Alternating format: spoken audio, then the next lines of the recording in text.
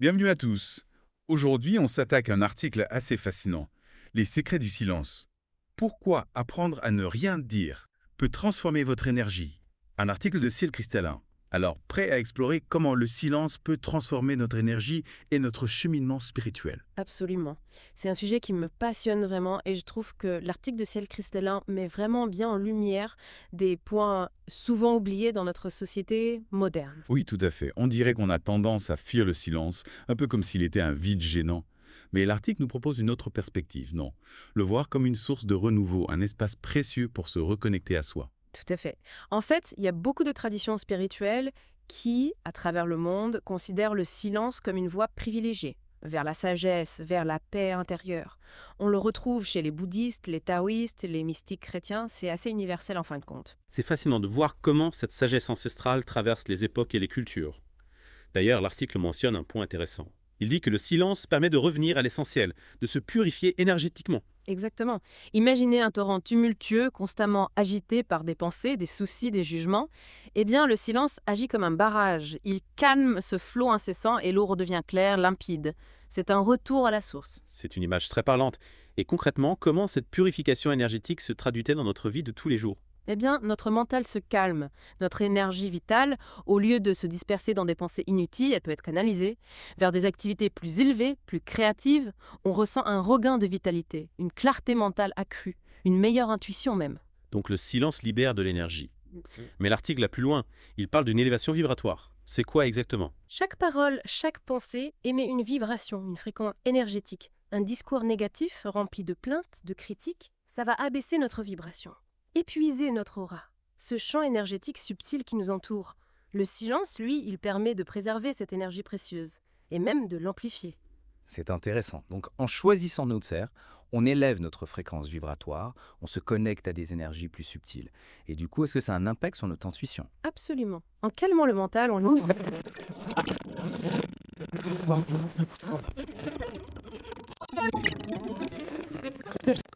avec l'univers. C'est vraiment puissant. On comprend mieux pourquoi beaucoup d'artistes, de scientifiques, de mystiques ont recours au silence pour stimuler leur créativité, accéder à de nouvelles idées. Mais l'article ne s'arrête pas là. Il évoque aussi l'impact du silence sur nos relations. Oui, c'est vrai, le silence transforme la qualité de nos échanges.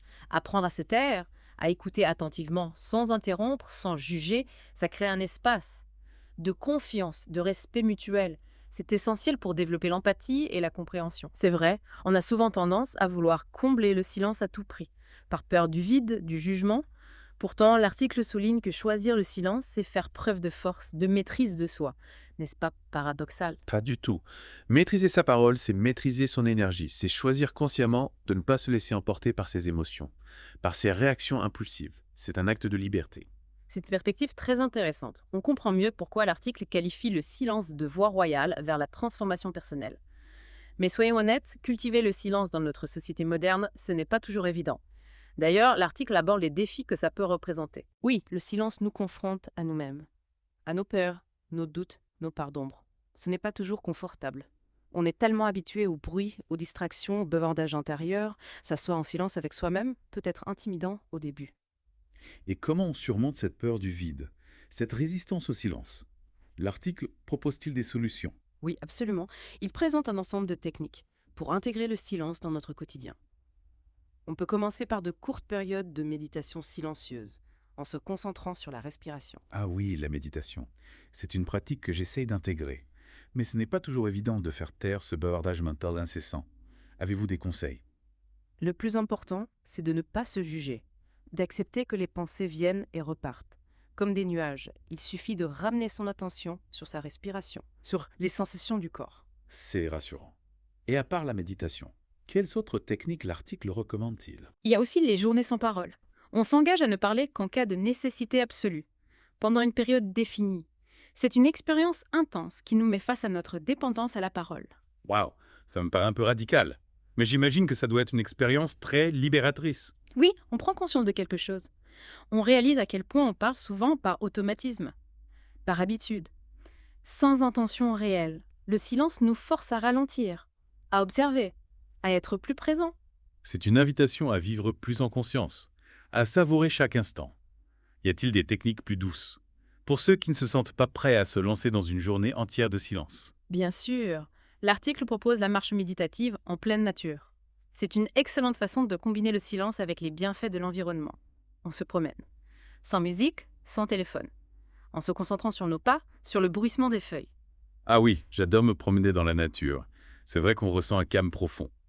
Et pour ceux qui aiment écrire, l'article mentionne le journal silencieux. De quoi s'agit-il? C'est une pratique très intéressante. On explore ses pensées et ses émotions par écrit, sans les exprimer à voix haute. On note tout ce qui nous vient à l'esprit, sans censure, sans jugement. C'est un espace d'introspection, de dialogue intérieur. C'est une excellente alternative à la parole. Une façon de libérer ce qui nous pèse. Et pour finir, l'article aborde une technique qui me semble très utile dans notre vie sociale. L'observation silencieuse. L'observation silencieuse, c'est observer les interactions sociales, les dynamiques de groupe, sans intervenir, sans participer aux conversations. C'est une forme de méditation en action. C'est fascinant. On apprend à observer les jeux de pouvoir, les non-dits, les émotions qui se cachent derrière les mots. Et en même temps, on préserve notre énergie, en ne se laissant pas entraîner dans des discussions inutiles. Exactement. L'observation silencieuse nous permet de prendre du recul, de choisir nos combats, de réagir avec plus de sagesse, de discernement. C'est une technique précieuse. Surtout dans un monde où on est constamment bombardé d'informations, de sollicitations. En apprenant à observer en silence, on retrouve notre liberté intérieure, notre pouvoir de choisir. Tout à fait. L'article met l'accent sur le fait que le silence n'est pas un repli sur soi, mais une ouverture, à une dimension plus profonde. C'est une belle conclusion pour cette première partie de notre exploration. On a vu comment le silence peut nous aider, à nous purifier énergétiquement, à élever notre vibration, à amplifier notre intuition, à améliorer nos relations et à nous transformer. Avant de passer à la suite, qu'est-ce qui vous a le plus marqué dans cette première partie? Ce qui me frappe, c'est la façon dont l'article déconstruit l'image négative du silence. On a tendance à le percevoir comme une absence, un vide, une faiblesse, alors qu'en réalité, le silence est une force, une présence puissante, qui nous permet de nous reconnecter à notre essence profonde, à notre sagesse intérieure, à notre puissance créatrice. C'est une belle invitation à repenser notre rapport au silence, à l'explorer avec curiosité et bienveillance. Et pour nos auditeurs, n'hésitez pas à partager vos réflexions sur le silence, vos pratiques, vos expériences. On sera ravis de vous lire sur nos réseaux sociaux. Ah oui, c'est sûr. Le silence, c'est une force qu'on a un peu oublié d'exploiter, on dirait. L'article compare ça un peu à un remède oublié pour notre époque hyper connectée, bruyante. Oui, on est toujours à la recherche de solutions compliquées alors que parfois la sagesse se trouve dans des choses simples, comme le silence. Tout à fait. L'article nous rappelle que le silence est un outil puissant pour retrouver notre équilibre intérieur. Et puis, s'ouvrir à une dimension un peu plus subtile de l'existence. D'ailleurs, c'est intéressant, cette idée du silence, on la retrouve dans plein de traditions spirituelles, philosophiques. Absolument. Pensez à la méditation, par exemple. Une pratique ancestrale qui met vraiment le silence au cœur du cheminement. Oui, la méditation, c'est un excellent exemple. En s'installant dans le silence, on laisse émerger une conscience plus profonde, une connexion à quelque chose de plus grand que soi. Justement, cette connexion au-delà de nous-mêmes. Est-ce que l'article en parle? Est-ce que le silence peut nous aider à nous ouvrir à une dimension spirituelle? Oui, absolument. L'article utilise une image que je trouve très belle. Il dit qu'en embrassant le silence, on laisse émerger la musique intérieure de l'âme. C'est une façon de se reconnecter à notre essence profonde. C'est une image magnifique. On comprend mieux comment le silence peut nous aider à nous reconnecter à notre spiritualité, à notre intuition, à notre sagesse intérieure. Précisément. Et ce qui est fascinant, c'est que cette expérience du silence, elle est accessible à tous. Peu importe nos croyances ou nos pratiques spirituelles. D'accord. Donc le silence n'est pas réservé aux moines ou aux mystiques. Chacun de nous peut en faire l'expérience. Mais concrètement, comment intégrer le silence dans nos vies? Nos vies qui sont souvent surchargées, bruyantes. L'article donne-t-il des conseils? Oui, bien sûr. On a déjà parlé de la méditation. Mais il existe d'autres techniques, simples, efficaces. L'article suggère par exemple de s'accorder des moments de solitude, dans la nature. Ah oui, la nature. C'est vrai qu'on se sent souvent plus calme, plus apaisé, lorsqu'on se promène dans une forêt au bord de la mer. Oui, la nature, c'est un espace de silence, de contemplation. En s'immergeant dans cet environnement, on laisse derrière nous le bruit, l'agitation, on se recentre, on respire plus profondément, on se reconnecte. C'est une pratique accessible à tous. Pas besoin de partir en retraite dans un monastère pour faire l'expérience du silence. Un simple moment de contemplation dans la nature. Tout à fait. Et pour ceux qui vivent en ville, il y a toujours moyen de trouver des petits oasis de paix. Un parc, un jardin, un musée. L'important, c'est de s'accorder des moments de pause. Loin du bruit, des distractions. D'accord, donc la nature, c'est un excellent allié pour cultiver le silence. Mais l'article mentionne aussi une technique que j'ai trouvée assez intrigante. Les journées sans parole. Ah oui, les journées sans parole. En fait, il s'agit de s'engager à ne parler que si c'est vraiment nécessaire. Pendant une certaine durée. Ça peut être quelques heures, une journée entière. C'est une expérience qui peut paraître radicale, mais qui permet de prendre conscience de notre rapport à la parole. C'est vrai qu'on se rend compte souvent qu'on parle beaucoup par habitude, par besoin de combler le vide. Exactement. Les journées sans parole, ça nous permet de nous désintoxiquer de la parole inutile, de retrouver une certaine sobriété dans notre communication.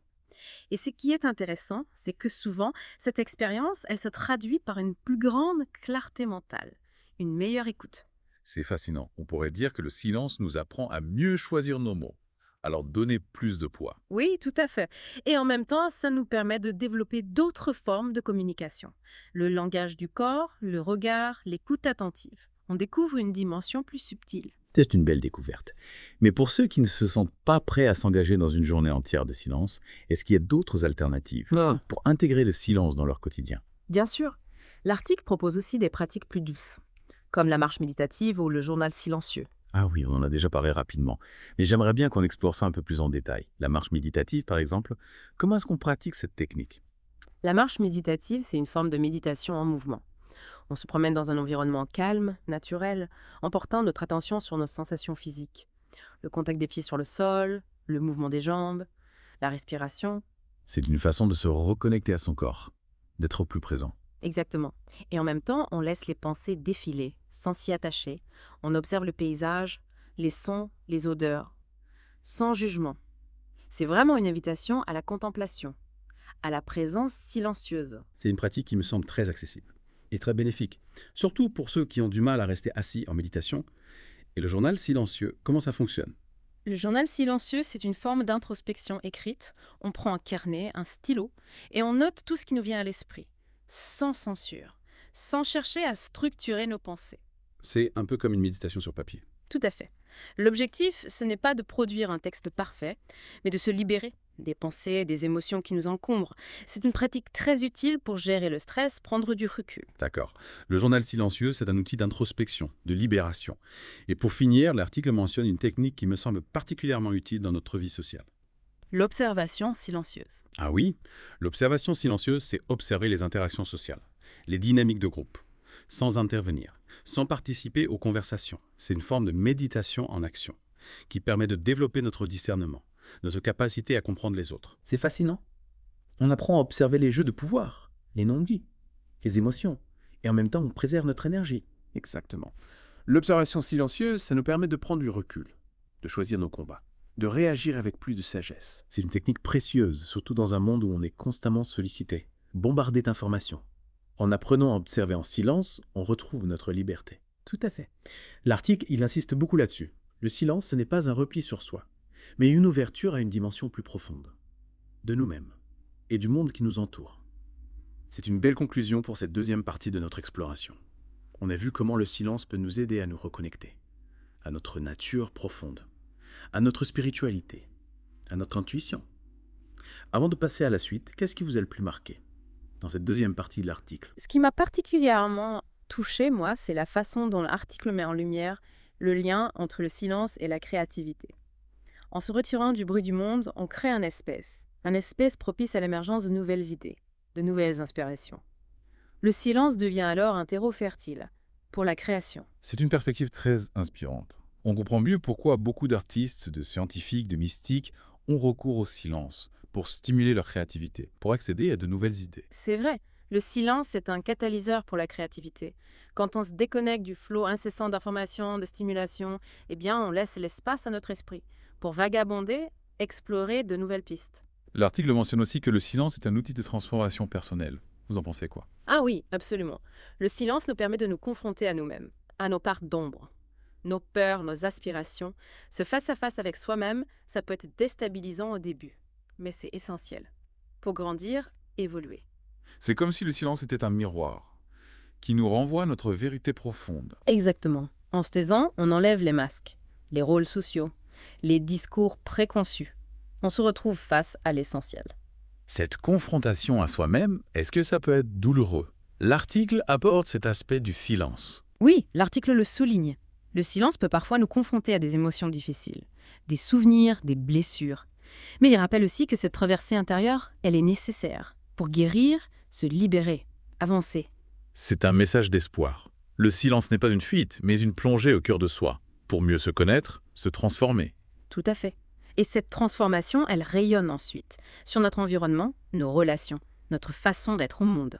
En cultivant le silence, on devient une source de paix, de sérénité. On inspire les autres. Oui, le silence, c'est contagieux. Quand on est en paix avec soi-même, ça se voit. Dans notre attitude, notre regard, notre façon de parler. On inspire les autres à faire pareil, à se reconnecter à leur propre silence intérieur. C'est un beau cadeau à offrir au monde. Finalement, le silence, c'est bien plus qu'une absence de bruit. C'est une force qui nous permet de nous ressourcer, de nous transformer, de nous connecter. Qu'en pensez-vous? Je suis entièrement d'accord. L'article de Ciel cristallin, c'est une ode au silence. Un appel à redécouvrir ce trésor, oublié dans notre société moderne. Un grand merci pour tous ces éclaircissements. Et pour nos auditeurs, si vous souhaitez approfondir le sujet, je vous invite à visiter le site web de Ciel cristallin. Vous y trouverez plein de ressources sur l'ésotérisme, la divination, le développement spirituel. N'hésitez pas à explorer ce site, c'est vraiment une mine d'informations. Merci à tous de nous avoir suivis dans cette exploration du silence. On se retrouve bientôt pour une nouvelle plongée dans les mystères de l'univers et de la conscience. D'ici là, prenez soin de vous. Et n'oubliez pas, le silence est votre allié. Si vous avez aimé, abonnez-vous à la chaîne et n'oubliez pas de cliquer sur la cloche pour ne rater aucune notification. Vous pouvez également nous suivre sur Facebook et X pour plus de contenu exclusif. Et pour aller encore plus loin dans votre voyage spirituel, visitez cielcristallin.com, où vous trouverez des articles, des guides et bien plus encore pour nourrir votre chemin intérieur. À très bientôt chez les éclaireurs.